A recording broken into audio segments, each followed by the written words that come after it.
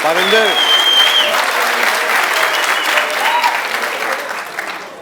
Dhe ju vazhdoni të jeni gjithmonë me ne, sepse do bëhemi milio.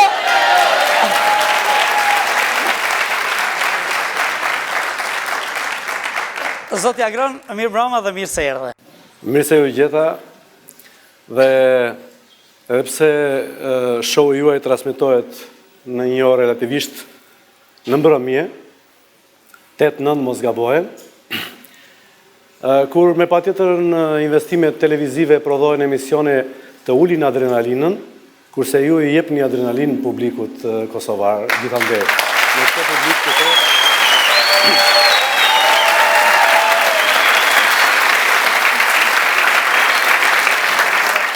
Sot kam kënaqësinë që moderoj një show quiz, i cili është mbar shqiptar dhe unë e quaj show quiz është një show i një Shqipërie natyrale, sepse në të njëjtën orë ndiqet në Prishtinë, në të njëjtën orë në Tiranë dhe në të njëjtën orë ndiqet dhe në Shkup.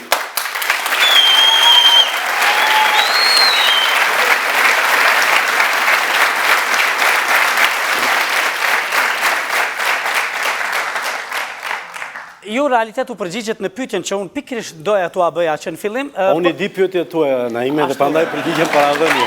Prandaj.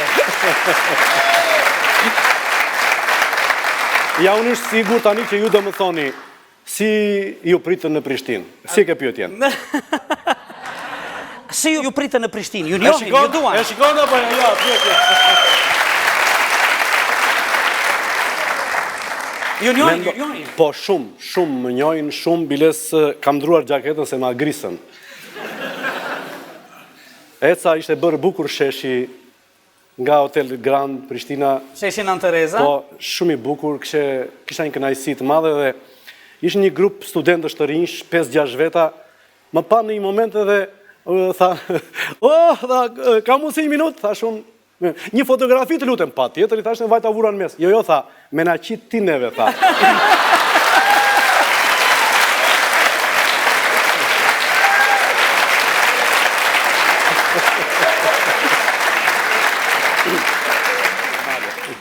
Çfarë ju motivon të gdhiheni në mëngjes?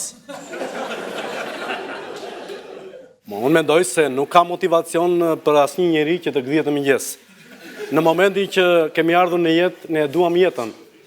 Dhe gdhihemi gjithmonë për një motiv të ri, për një motiv pozitiv, për një arritje të re. Mbi të gjitha, për të parë mbase disa njerëz më shumë të lumtur. Sikur se shikoj unë, disa fytyra të qeshura, të lumtura dhe mbi të gjitha të lira. Në qoftë se do them se sot në mëngjes jam gdhir me një motivim që do udhtoja prej 5 orësh të vija në Prishtinë, jo thjesht tek një publik, se publiku nuk është i juaj apo i imi, është i publik i të gjithëve neve.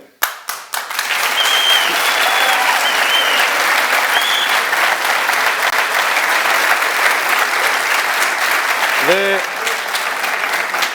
kushdo qoftë ai artist, sa do i talentuar, sa do i madh që tjetë nga emri dhe nga mosha, nuk mund tjetë as i diçka, në qoftë se nuk është i përqafuar nga dashuria e domosdoshme dhe shoqërueshme gjatë gjithë karrierës artistike nga publiku, i cili të tregon se je i madh, je i vogël, bën apo nuk bën.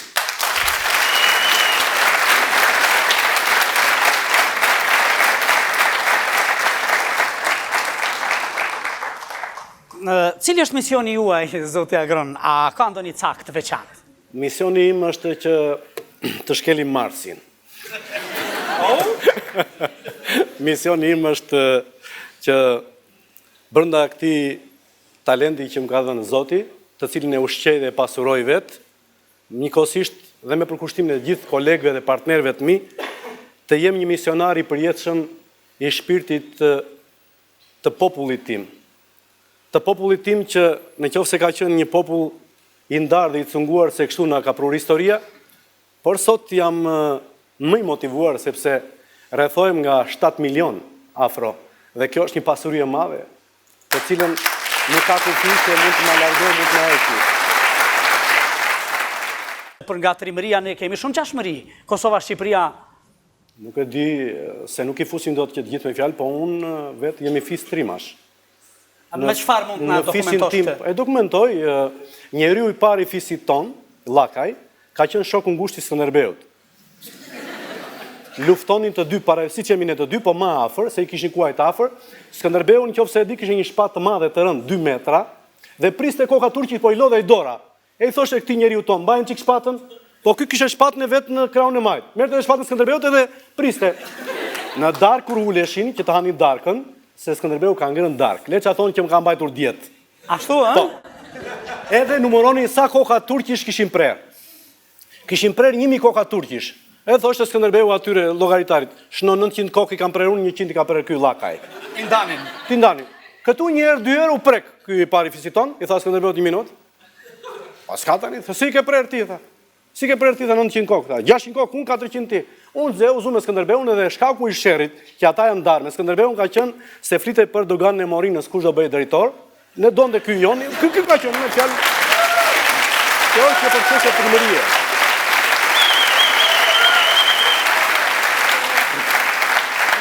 Në fisin tim, në gjithë historinë e fisit tim, që nga lufta me turqit, nga lufta me grekët, nga lufta me italianët, nga lufta me gjermanët, janë 60 trima të shkruar në librin e historisë të familjes time.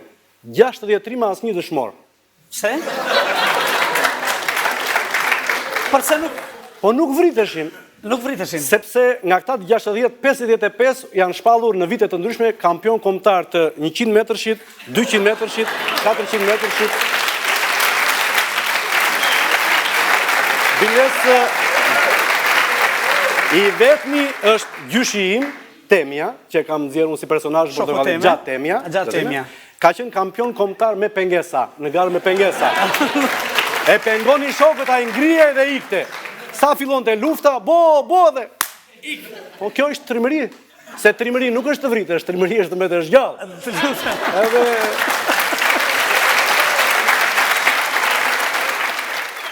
Biles thuaj që babaj më ka lindur për shkak të luftës me Rusin. Pse? Në 60-ën ne u prishëm me rusët, u ndam me Rusin, dhe bëj atëre çdo fëmijë, çdo mashkull në moshën 16 vjeç e lart ishte në llogore. Dhe s'kishte shqiptar në ato momente që të guxonte të bënte seks. Dhe ka qenë nga të paktët shqiptar babai im që guxoi.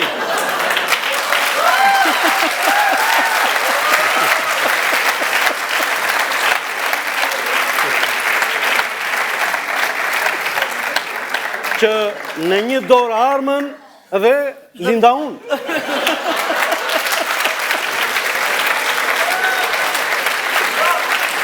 Edhe, kur linda unë, baba I tha, të na marri të keqen në ndecën 105. Se doli ky aeroplani.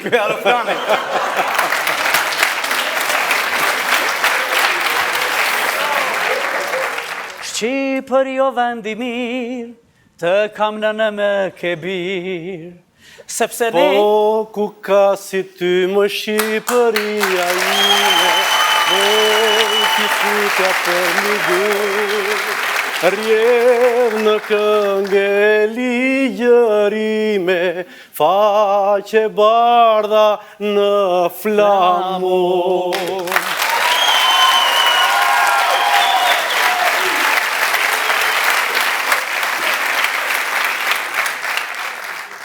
Shumë faleminderit për prezencën tuaj, zotëri Agron Llakaj. Faleminderit.